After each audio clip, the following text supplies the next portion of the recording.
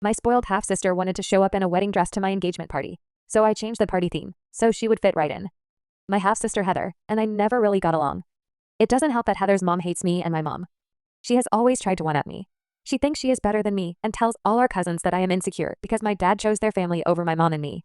She never fails to make all my life events all about her, like my graduation party where she announced that she was accepted into a prestigious university.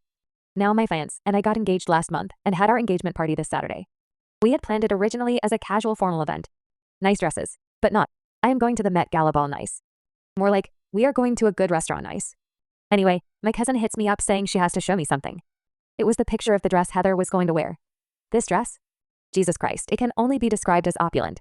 It was long and white strapless with sewn-in crystals and golden accents. I'm pretty sure it's a wedding dress, but I can't be 100%. This made me really mad. I started texting people telling them that there had been a change of plans. And instead of a casual formal, I decided to have a costume party. My mother's side is crazy for Halloween, so they were immediately on board. I told my father via text and asked him to relay the message to Heather and her mother, knowing full well that he would forget or leave it to the last minute. Saturday comes along and guests start showing up. Most of them are in costumes and some didn't have time to get one. We just provided them with fun hats and cheap wigs.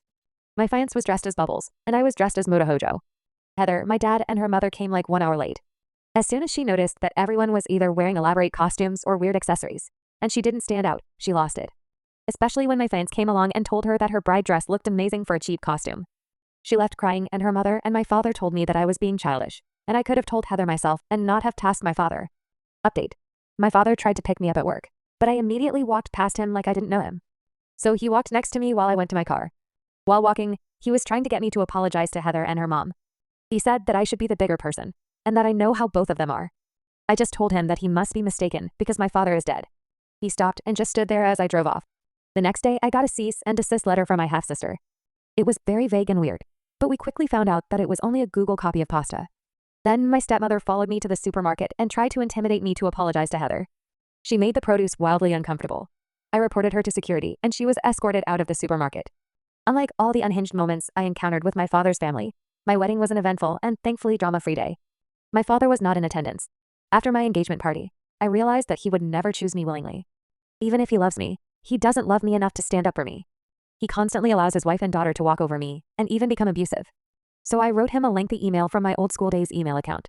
It detailed my resentful feelings against him and uninvited him from the wedding. Then I logged out. I also blocked him and his family from all access, and I went cold turkey. Freezing even. I changed phone providers and deleted my social media accounts for a while. He did try to contact me through my mother. She said it was just upsetting, so I told her I did not want to know. I just cut him off.